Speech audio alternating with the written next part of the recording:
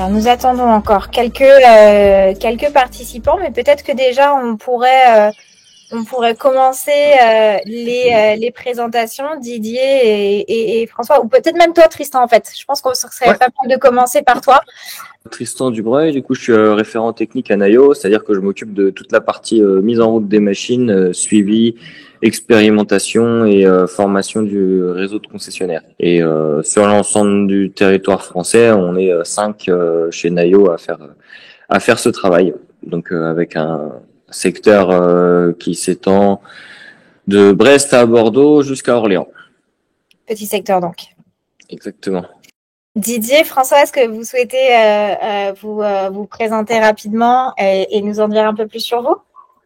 Oui, bonjour, moi Didier, je suis en reconversion, je suis en train de passer mon BPREA et je vais m'installer. Tout ça, je suis très intéressé par tout ce qui est automatisation et robots, donc voilà, je veux voir ce qu'on peut faire avec, ce qu'on ne peut pas faire, et ça me décidera en fonction de ça, je verrai dans quoi je vais me lancer. Dans quel secteur l'installation? Entre la région bordelaise, la Vendée, la Bretagne. Ah, je crois que c'est le mien, ça. Ok. C'est sympa pour toi. Oui. Dans quel type de culture? Ce serait plutôt moi j'ai 50 ans, donc c'est une deuxième vie que je fais. C'est plus tout ce qui est noisettes. Ma femme est chocolatière, donc on va faire des noisettes, mais pourquoi pas un petit peu de maraîchage aussi. Voilà, on verra. Entre 40 et peut-être 40-60 hectares, quoi, à peu près. Et vous, François? Bonjour à tous, je suis en fin de cursus ingénieur agronome à Colmar en Alsace. Aujourd'hui, je suis un peu plus spécialisé sur l'innovation agricole et à côté, j'ai un projet d'installation en maraîchage bio et production de petits fruits à haute valeur ajoutée. J'aimerais monter ce projet déjà en prévoyant l'usage des robots, pas pour me dire dans 5 ans, il faut que j'adapte ma ferme robot, je préfère le faire dès maintenant. Mais je m'intéresse beaucoup à ce que vous faites et j'aurais voulu en savoir un petit peu plus, avoir un retour d'expérience. Voilà. Alors bonjour à tous, Philippe Cyr de Pornic en Loire-Atlantique, maraîcher sur une superficie de 6 hectares et 8000 m² de grands tunnels froids. Voilà, nous on a fait l'acquisition du robot l'année dernière pour tout ce qui est semis et binage, vraiment concentré que sur ça. Alors nous, c'est surtout semis, haricots et courgettes et citrouilles. Donc, c'est tout pour l'instant, c'est tout ce qu'on fait avec le robot, mais vraiment concentré là-dessus, sur un peu plus presque 2 hectares de semis et binage. Ouais. En fait, on avait eu une démo directement sur l'exploitation pour voir si c'était compatible déjà avec notre façon de travailler, et c'était très compatible parce qu'en fait, on travaille qu'en sillon, on travaille pas en planche. En planche que dans les serres, mais sinon à l'extérieur qu'en sillon, et le robot est très adapté à ça. Il peut travailler tous les jours entre 4 et 5 heures par jour à peu près d'autonomie, mais sans lui demander de rapidité, plus de la précision. Et c'est un robot de traction, faut pas s'en servir, faut pas considérer ça comme un tracteur ni un motoculteur, c'est vraiment un robot de traction. Faut pas se mettre dans la tête qu'il va tout faire lui-même aussi. Petite question sur les 4-5 heures d'autonomie, on peut changer les batteries et puis il peut continuer ou pas? Non, faut juste les recharger. En fait, s'il fait 4-5 heures, ça fait l'équivalent de vous de la matinée. Ouais, d'accord. À 8 heures, vous arrêterez à midi et demi, vous le remettez au bâtiment, vous le rechargez le temps de revenir manger. 2 ou 3 heures, c'est fait, ouais. En réalité, c'est plus que 2-3 heures de charge, mais toi, pour ton usage sur toute la journée. Pour mon usage, ça c'est suffisant, ouais. Après, ça va assez vite à recharger, hein. C'est pas le... Oui. Ouais. Après, ça va dépendre de la vitesse du travail. Plus on va vouloir l'emmener assez vite. En fait, c'est du binage, mais superficiel. Mais en fait, vous faites le semis, je veux dire, le matin ou l'après-midi, et dès le lendemain, vous pouvez biner déjà. Il faut pas attendre, en fait. Faut pas attendre la germination. En fait, quand votre légume commence à germer, il faut se dire que l'herbe, elle aussi, elle a déjà commencé à germer. Il faut déjà commencer à biner avant cette germination. On casse les cycles, en fait. Et du coup, les cultures sont très très propres. C'est vrai que l'année dernière, on avait des températures élevées et manque d'eau. On pouvait se dire, oui, ça reste propre parce que derrière, il n'y a rien qui pousse. Mais cette année, avec une année normale, on se rend compte que non, c'est propre quand même. Ouais. Cette année là, c'est vrai que moi je suis venu la semaine dernière là pour préparer ça, et justement on allait faire un tour là dans les haricots, et c'est vrai qu'aujourd'hui les haricots sont propres, les courges t'y passent plus. Non. Ouais, j'ai fait que 2 passages. Après, c'est des cultures comme les courges, ça va très vite à couvrir le sol. Après, bah voilà, il n'y a plus d'herbe. Nous, on s'est vraiment concentré sur tout ce qui est haricots verts, demi-secs. On s'est arrêté qu'à ça pour l'instant. C'est la 2e année qu'on se concentre vraiment dessus. À l'avenir, on va certainement commencer à développer autre chose, mais en sachant que le robot, c'est pas nous, faut qu'on s'adapte à lui et lui s'adapte aussi à nous. Alors, faut trouver des compromis, et derrière, c'est pas, on peut pas le comparer avec un autre outil, en fait. Ni un tracteur, ni un motoculteur, ni un cheval, ni, voilà. Ce qu'on peut lui mettre en traction, c'est ce que nous, hommes, on pourrait tracter. Ça veut dire, voilà, faut pas non plus mettre une charrue ou, C'est pas le robot qui va faire le labour, ouais. non, voilà, ni labour, ni rota, ni, Philippe utilise quand même toujours son tracteur hein, pour la préparation des sols, et puis le robot est là que pour les dernières phases. Enfin, tu fais même ta préparation de sol finalement, tu me disais. Je fais la préparation de sol au tracteur et après je repasse quand même le robot avec le cultivateur et une RC qu'on a mis dessus pour remettre le sol bien, pour que le robot soit stable en fait au niveau du semis. S'il y a des petites rouettes de tracteur ou des petites rouettes de dents de cultivateur, et en fait il peut être en porte-à-faux et ça fait des semis un peu de travers. Mais c'est pareil, le semis, moi je reste avec lui parce que je pense qu'un semis faut quand même être là. Et c'est surtout que faut pas aller vite non plus. On peut pas rouler à des vitesses excessives. Après, le binage, il se débrouille tout seul. Ça, on reste pas avec lui, mais c'est pareil. Il va pas. Moi, je le mets à 0,8 ou 1 km/h maximum pour le binage. C'est pas une course en fait. Même s'il passe 6 heures à biner, nous pendant ce temps-là, on fait autre chose. On n'est pas à biner, on n'est pas derrière lui. Et autant que ça soit vraiment bien fait. Et on passe vraiment, on touche la plante au binage. Ouais, quasiment. Toi, t'étais étonné la semaine dernière, mais en fait, on travaille, il reste juste la largeur du rang avec la plante dessus. Ouais. On peut passer, qu'au tracteur, on arrive à faire ça, mais avec des doigts cresses. Mais sinon, on n'arrive pas à passer aussi près que le robot et aussi stable. Je voulais savoir pourquoi il fallait rester à côté pour le semis. C'est surtout que le réservoir du semoir n'est pas très grand. Et de deux, nous, on sème plusieurs variétés d'haricots verts et de demi-secs. Et ce qui fait que on est là pour recharger la trémie. Et c'est surtout aussi pour... on pourrait laisser le robot faire les semis tout seul, mais c'est quitte à semer au prix des graines aujourd'hui, j'estime qu'il faut quand même être là avec lui, voir si le semoir... Parce qu'en fait, le semoir, des fois, peut faire des petits défauts, et c'est aussi bien de rester là, de se dire, mince, ça passe semer à tel endroit, mais où, on ne sait pas. D'accord. Et c'est surtout pour ça. Après, c'est juste une histoire que le semis, moi, j'aime bien que ça soit propre. On est sûr d'avoir semé comme il faut. Okay. Mais après, si on a confiance au semoir, on peut remplir la trémie et laisser le semoir semer. Hein, c'est pas un souci. Parce qu'aujourd'hui, on utilise du coup 2 marques de semoirs là avec le robot, c'est le Ebra et le Terradonis. Et c'est vrai que la chaîne elle peut avoir sauté un moment, et puis si on arrive à la fin du chantier de semis et qu'on se rend compte qu'il y a des rangs qui n'ont pas été semés, et qu'on s'en rend compte qu'à la levée où tu dis mince, là il y a rien. Oui. Philippe, par rapport à son planning de production, ça va lui mettre 15 jours. Mais il y a pas de message si les graines tombent pas? Non, pas sur ce semoir. Vraiment, le semoir est vraiment décorrélé du robot.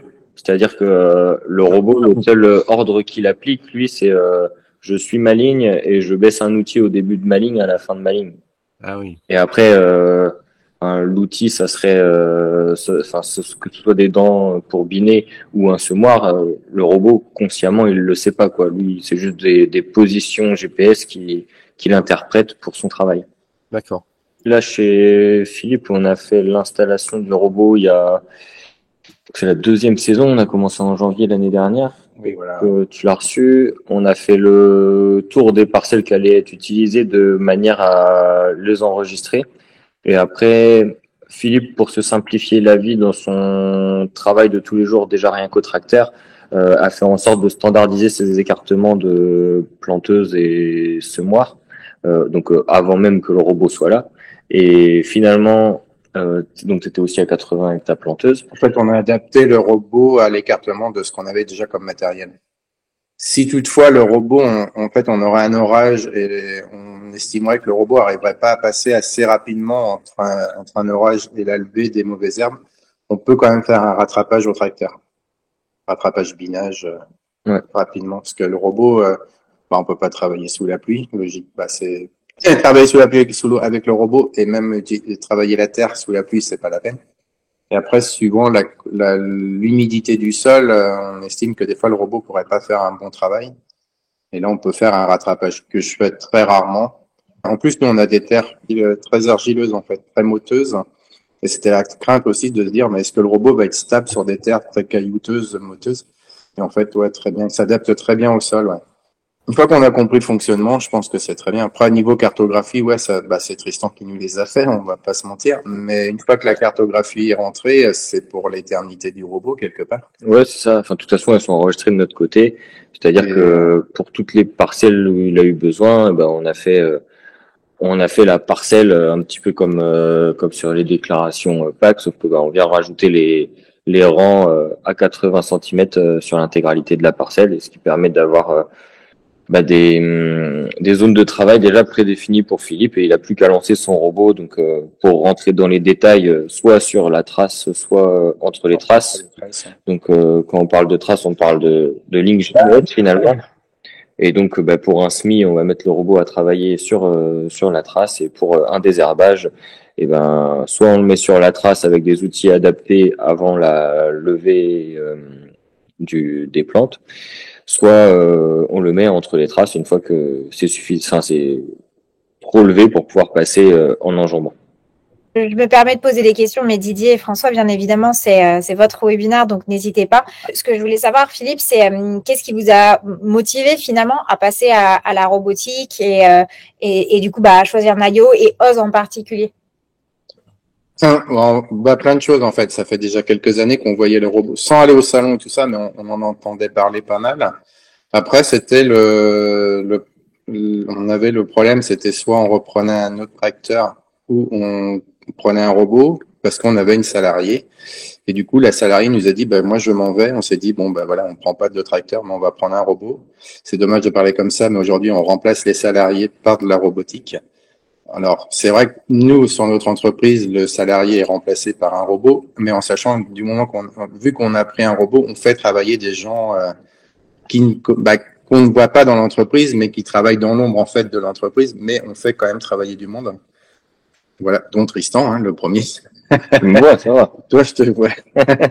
Mais voilà, après, non, c'est le fait de manque de personnel, et c'était un effet aussi de se dire, pour les semis, au moins, on sera plus performant, on perd pas de terrain aujourd'hui.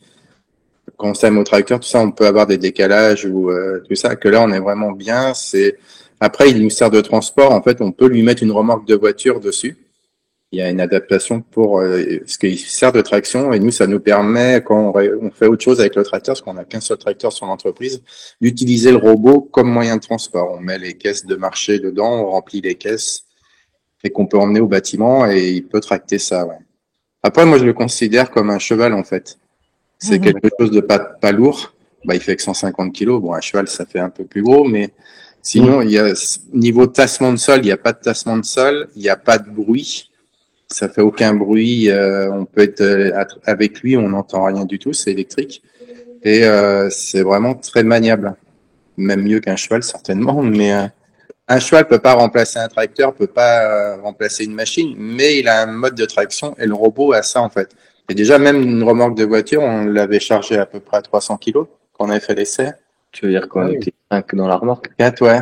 4 dans la remorque. Et c'était sans souci, il tirait la remorque, ouais.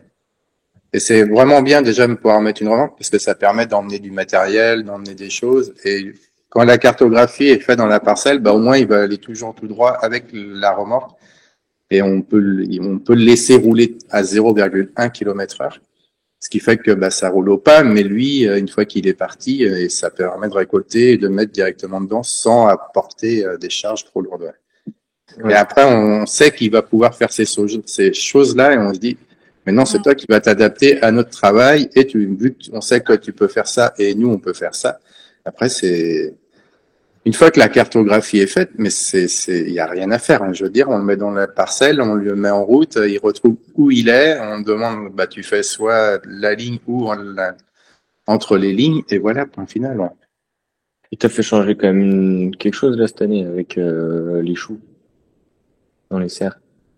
Ah oui, on a fait des choux dans la serre. On a fait un essai cet hiver et on a mis des disques pour faire des petits sillons sur le cultivateur. On a enlevé des dents de cultivateur et ça a permis de mettre des disques et de faire des petits sillons. Et après, dans la serre, c'est lui qui a biné. Parce qu'en fait, on les plantait sur plastique. Et cette année, on a fait l'essai sans plastique sur chou-fleur et chou brocoli. Et ça a été une belle performance, en fait, ouais. Et c'était qu'un essai, hein. C'était C'était une serre sur. juste une serre, ouais. Et puis, on a dit, on va essayer. Et après, voilà, si on n'essaye pas, on sait pas. Ouais. Mais ça a été concluant. L'essai était très concluant. Et aujourd'hui, c'est un jeu quelque part. Moi, je vois même les gens qui sont de passage sur l'exploitation ou autres, ou des voisins qui passent, ça les interpelle, qui viennent voir en disant, ah, mais c'est magique, ça marche tout seul. Voilà, non, c'est mignon à voir au travail, ouais. En fait, faut pas s'attendre à une révolution quand on a le robot. De dire, on met le robot dans le champ, il va faire tout ce qu'on n'aime pas faire. Déjà, on part sur des mauvaises bases.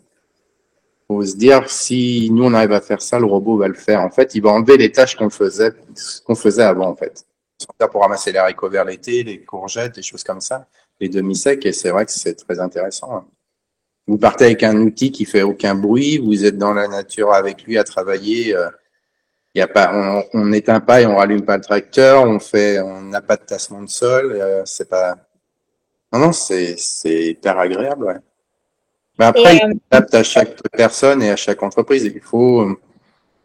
C'est comme tout. Au début, on est tous réticents. Là, en même temps, c'est le mot robot qui fait peur aussi. Alors, c'est pas un robot humain, hein, c'est pas, Ouais. c'est un caisson sur roue et voilà, on dit robot, mais c'est comme un robot de cuisine, comme une machine à laver, un lave-vaisselle, tout ça, c'est des robots. On les programme, on les met à telle heure en route et ils partent. C'est exactement la même chose.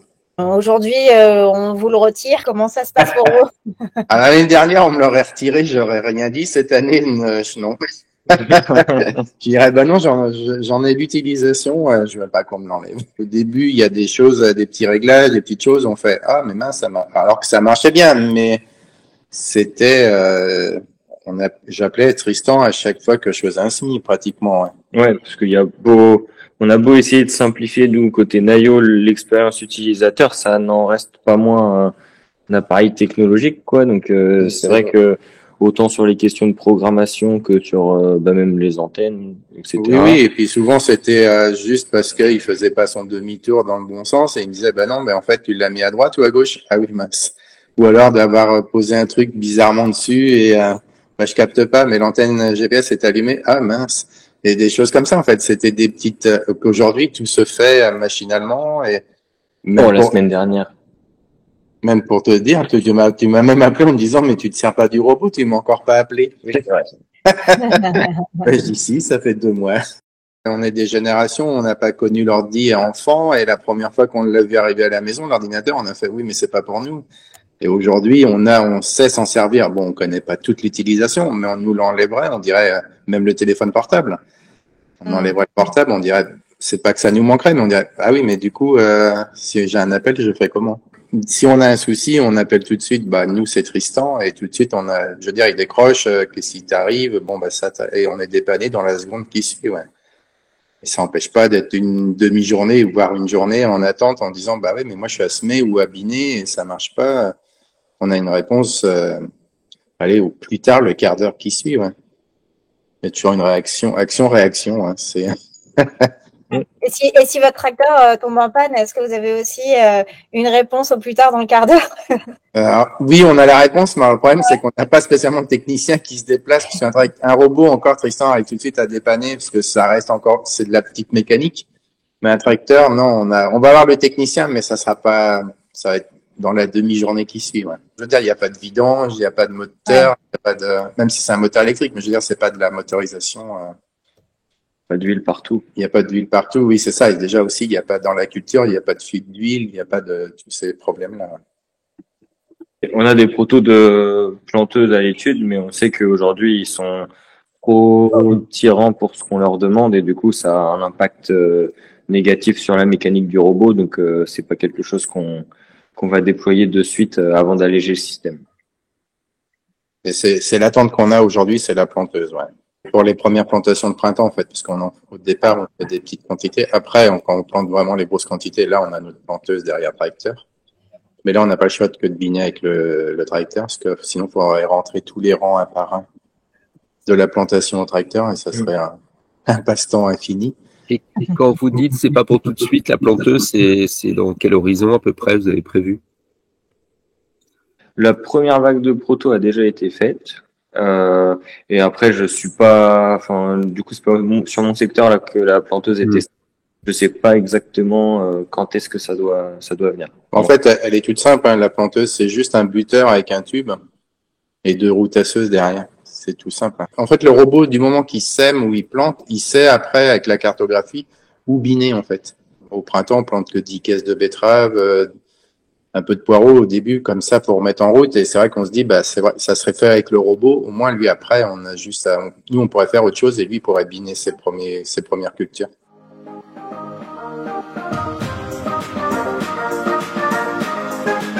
Vis-à-vis de hausse, 150 kg, vitesse max 1,8 km/h. Le risque d'accident est minime par rapport à d'autres de nos machines qui vont au-delà de 5 et puis qui pèsent jusqu'à 2 tonnes. Après, on peut mettre toutes sortes de matériel, mais si nous, demain, on met quelque chose qui n'est pas adapté au robot et on abîme le robot, je pense que Nayo va nous dire, bah oui, mais en même temps, nous, voilà, oui, on peut faire des choses, mais pas non plus... Bah oui, si je te vois avec la charrue derrière, bah oui, non, mais voilà, il faut être... Parce que l'intérêt de ça, c'est qu'après, s'il y a tout un tas d'écosystèmes ou s'il y a des gens qui font des outils à part, c'est intéressant. Enfin, complètement. Si on achète le robot, vous voyez, parce que voilà, si on peut faire que 2 choses avec le robot, c'est moins sympa que si on s'aperçoit finalement c'est évolutif. Ah bah nous, on fait que 2 choses parce que c'est un choix personnel. Hein. Ouais. Oui, mais au final, tu fais aussi du transport. On fait 3 choses avec, mais puis bah il y a même un siège pour la récolte. On a un siège pour, parce qu'il fait de la traction avec un siège aussi. Et puis après, on a mis des buteurs dessus, des disques en fait de buteurs. Mais après, voilà, après c'est du tout petit matériel. Il y a l'entreprise Terratech qui fait du petit matériel et qui sera adapté pour faire du matériel pour le robot. Mais qui dit petit matériel sur le robot, ça coûte très très cher. C'est spécifique, faut demander vraiment. Ça monte très vite en fait après. C'est pas. Mais après oui, on peut faire énormément de choses. C'est que nous, par rapport à ce qu'on veut faire, ce qu'on a décidé de faire et ce qu'on fait, bah, c'est du top de chez top. Maintenant, on sera amené certainement à faire autre chose, mais c'est pas l'objectif. Ce qu'on avait décrété au départ, on le fait et moi je décide de faire quelque chose, même si on fait que 2 choses avec et on se dit bah c'est dommage parce qu'on pourrait faire plein de choses. Autant faire 2 choses avec pendant quelques années et vraiment se performer là-dessus et se dire bon on va rajouter une 3e chose et on va encore se performer et petit à petit. Comme un salarié quand il rentre dans une entreprise, on va pas lui demander de tout faire comme s'il était. On va dire bah tu vas faire un poste, après 2 postes, 3 postes et on va t'en emmener quelques-uns en plus tous les ans et bah, déjà tu vas te performer dans ce poste-là et demain si tu as besoin de retourner dans ce poste-là, hop, ça part à fond. Là, on peut le mettre les yeux fermés. Ouais. C'est comme tout en fait. On peut pas. C'est comme un enfant. Je veux dire, il y a des étapes d'études et on peut pas lui dire, bah tu vas passer ton bac à 5 ans. Non, mais c'est ça. Je veux dire, je pense qu'il faut se performer déjà. Apprendre à vivre avec le robot, à travailler avec le robot, mais sur des choses que on sait déjà faire avec un tracteur en fait. Après, libre à chacun de faire plein de choses avec. Hein, c'est pas. Oui. On est loin d'un système qui arrive sur une exploitation et puis il n'y a plus qu'à le mettre en marche comme si on attelait une bineuse derrière un tracteur. Là, il y a un petit peu d'investissement personnel à y faire et puis c'est ça qui permet à ceux qu'on a aujourd'hui en tant que meilleurs utilisateurs de s'en servir le plus souvent possible et avec le meilleur effet possible, quoi. Et le but de ce type de machine, c'est quand même de réussir à se dégager du temps pour ses activités. Sauf que ça implique dans un premier temps de s'y être mis correctement, quoi. C'est pas une perte de temps au départ. En fait, nous, on l'a pas cette sensation de perte de temps, mais visuellement par rapport à des gens de l'extérieur qui vont vous voir avec le robot, comme moi quand je suis avec le SMI, la première action, ils me font ça sert à rien, tu es avec lui. Je fais oui, si tu veux, ça sert peut-être à rien, mais même un agriculteur ou un maraîcher qui va semer avec son tracteur, même s'il a un détecteur de réservoir qui dit que les graines ne tombent plus ou le réservoir est vide, bah, je dis, il est quand même dans son tracteur et c'est quand même, il participe malgré lui au semis. Et je pense qu'aujourd'hui, au prix des graines et au prix de tout, on est, perdre 2 heures de temps à semer avec lui, c'est pas une perte de temps. On a un résultat qui est au top après. Le zéro défaut n'existe pas et ça n'existera jamais. C'est ça. Ah, puis c'est ce que vous disiez finalement pour reprendre votre analogie au départ, bah c'est comme former quelqu'un, ça demande un petit peu de temps, puis après ça marche, Voilà. ça marche tout seul. On dit qu'un salarié, il faut 5 ans pour le former dans une entreprise avant qu'il connaisse le fonctionnement total de l'entreprise et le fonctionnement aussi de son employeur. Parce que c'est aussi ça, c'est travailler dans une entreprise, c'est bien, mais c'est le fonctionnement de son employeur, comprendre son employeur et anticiper ce que l'employeur pourrait dire bah de toute façon je sais que là il va dire faut faire ça, bah je vais anticiper, je vais commencer et voilà. Et le robot en fait c'est ça, c'est on peut pas le lancer dans un champ en se disant il va tout faire et moi je vais aller chez les voisins jouer au boule. Ça ne fonctionnera pas. Après moi je pense sincèrement que le combiné semi-binage c'est quand même le meilleur, parce que c'est vrai que si tu dois faire juste du binage au début et du coup reprendre des traces GPS qui ont été faites au tracteur, c'est beaucoup plus embêtant. Bah oui, voilà, ouais. Donc ça reste que c'est un. C'est pour ça qu'on aimerait bien avoir la planteuse, parce qu'en ensemble. fait la planteuse elle ferait exactement la même chose que le semis, et on sait qu'après le résultat serait super propre en binage. Ouais. Didier, François, vous avez entendu beaucoup de choses par rapport à vous-même, vos propres cultures, vos propres enjeux. Qu'est-ce que ça vous évoque, tout simplement? Bah, en fait, pour moi, j'étais plutôt à la démarche inverse, parce que je sais que je vais faire des noisettes et peut-être des pistaches, et je me disais avec un robot, qu'est-ce que je pourrais faire d'autre? Donc je vais voir ce que la Philippe utilise pour 2 applications. Il faudrait que je retourne sur le film pour voir exactement tout ce que fait le robot. Mais en tout cas, je vois que pour le maraîchage, ça pourrait pas mal aider. Christian, tu aurais des conseils là-dessus? Si pour justement compléter ça. Donc si Didier veut faire des noisettes, mais aimerait le robot pour d'autres usages, qu'est-ce que tu conseilles? Bah là, c'est vrai que c'était plutôt maraîchage, parce que je pense que pour la partie arbo, on n'est pas encore prêt avec les machines qu'on a à l'heure actuelle. Ouais, parce qu'en ramassage, vous faites pas pour l'instant. J'ai vu qu'il y avait une société qui fait ça, mais il y a un robot qui ramasse des noisettes. Je sais pas encore ce qu'il existe comme outillage pour permettre de récolter les noisettes, mais si demain ça existe, on peut très bien imaginer le robot s'en équiper pour le passer, quoi. Après, il peut vous servir pour la taille, en fait. Vous mettez une remorque, vous montez dans la remorque, vous êtes à...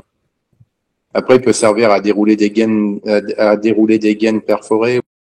C'est vrai que moi, ce qui revient tous les ans, c'est le ramassage. Vous voyez, la taille, ça se fait, bon, ça va être plus compliqué avec un robot tout seul, mais ça va aider. Mais le ramassage, ça nécessite une grosse machine actuellement avec une personne dedans. Enfin voilà, donc c'est laborieux en plus. Donc s'il y a un robot, c'est l'idéal.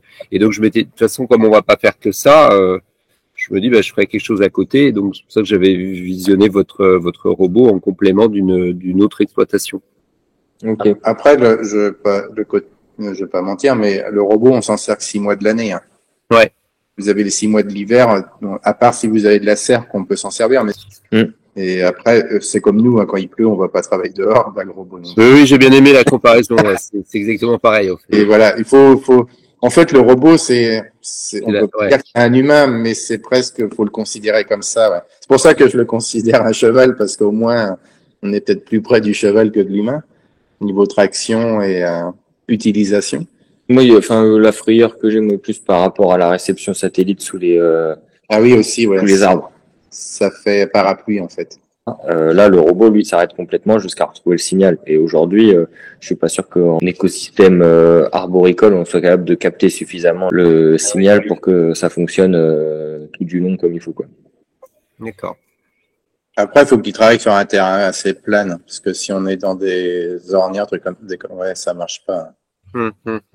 Okay. Et après, lui, quand il travaille 1 heure, nous, on peut pas travailler 1 heure sans s'arrêter. On peut pas être à arracher de l'herbe ou à bêcher ou à semer pendant 1 heure sans s'arrêter pour s'étirer un peu, boire 2 secondes une boisson ou réceptionner un coup de téléphone. Voilà. Là, lui, quand on dit, c'est 1 heure de travail, c'est vraiment 1 heure de travail. Ouais. Oui, quand on dit, il a que 5 heures d'autonomie, c'est nul. On fait, mais même en tracteur, on peut faire 5 heures d'affilée, mais même du binage pendant 5 heures sans s'arrêter, il y a un moment, là, je vois plus rien. Non, mais c'est ça. En fait, c'est la crainte au départ de se dire, est-ce qu'il va être adapté? Nous, on a eu de la chance que Nayo s'est déplacé avec le robot et a fait un test sur l'exploitation. Et la personne qu'on a eue au tout début, qui est plus chez vous. Non. Mais il nous a super bien conseillé parce qu'il nous a dit, voilà, je suis pas là pour vous vendre du robot. Si c'est pas adapté, je repars avec le robot, je ne vous le vends pas. Et on avait déjà, c'était déjà une bonne phrase parce qu'on s'est dit, ça va, c'est pas des gens non plus pour vendre pour vendre. Ça remplace le salarié, ça remplace le tracteur, mais c'est ni un salarié ni un tracteur. C'est pas évident à expliquer, hein. Moi, de l'extérieur, je trouve ça assez clair. Est-ce que François, vous aviez des questions en particulier, des commentaires sur ce qui a été dit, peut-être? Alors oui, moi, je vais tout de suite mettre les pieds dans le plat. Concrètement, l'investissement d'un robot Nayo face à un robot Tutilo, que sûrement Philippe connaît aussi, qui est beaucoup utilisé en maraîchage, et qui permet aussi de désherber, de planter, de semer, etc. Voilà, quelle est la différence là-dessus et comment est-ce que je peux plus valoriser le Ose que le Tutilo? Moi, je connais pas l'autre. Non. Je l'ai pas eu en essai. Tutilo, c'est l'élite désherbage dont vous parlez? Oui, c'est bien ça.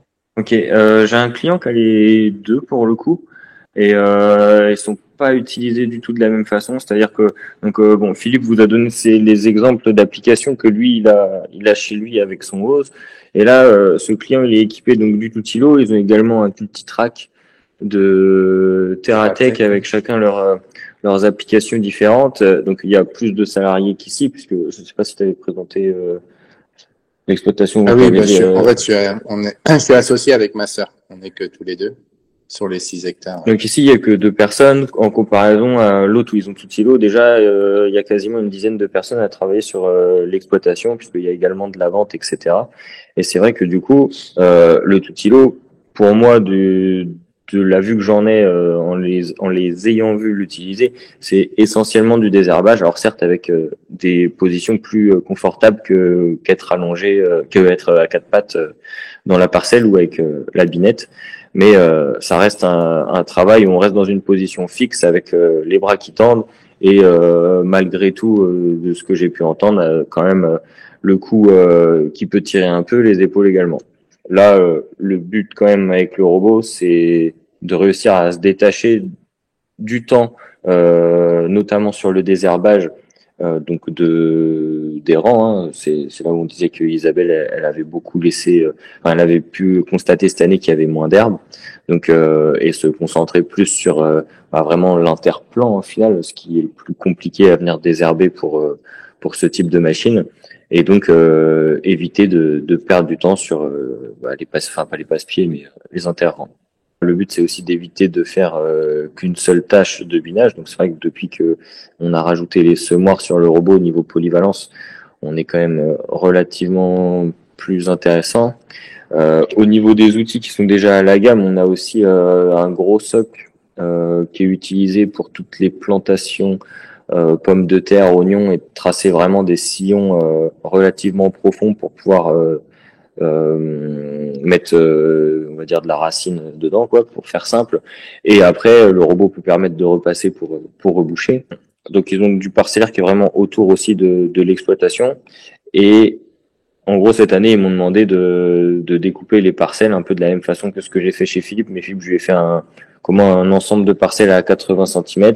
Bon, là-bas, ils m'ont demandé à 78 cm parce que c'est aussi la voie du Cultitrack, et comme ça, comme ils aiment bien passer le Cultitrack aussi, ils peuvent utiliser les deux. Et le robot leur sert également de GPS comme on pourrait avoir sur un tracteur, mais pour une structure comme eux ils n'ont pas investi dans les GPS sur leur tracteur. Donc en fait, ils se servent aussi de la machine pour créer les traces à suivre pour les tracteurs, et donc les lignes de guidage pour tel ou tel type de culture. Après, nous, on a un logiciel qu'on peut fournir à la demande pour créer soi-même les cartes, Donc eux, je leur ai passé l'accès et ça leur permet déjà de faire un plan de culture prévisionnel et savoir sur leur parcelle là qui fait 3 hectares et demi comment ils vont agencer leur rang de carottes pour la saison, leur rang de fraises, de choux, etc.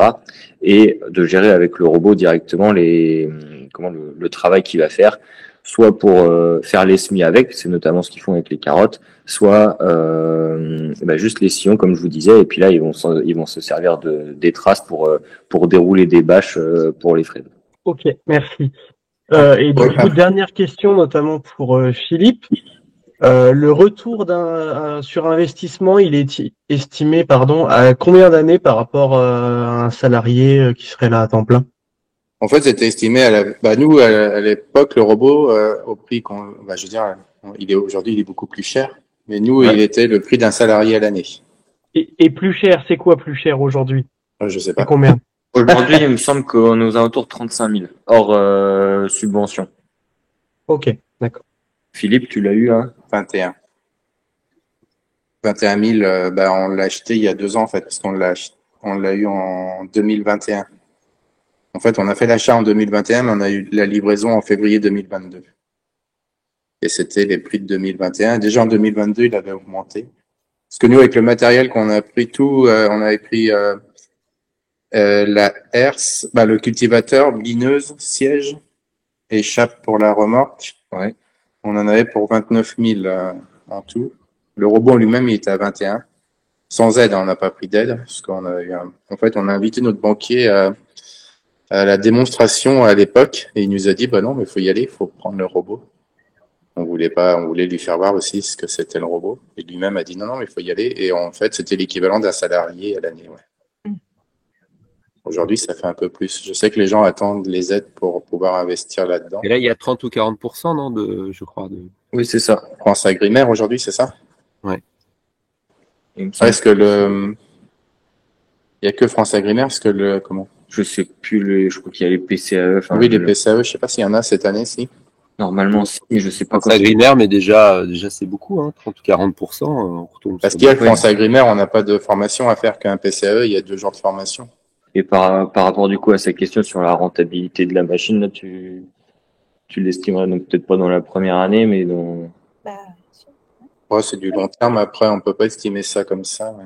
Déjà, en gasoil, on consomme moins. Si, en gros, il est rentabilisé par rapport à un salarié en une année, quoi. En 2 ans, parce qu'on s'en sert 6 mois.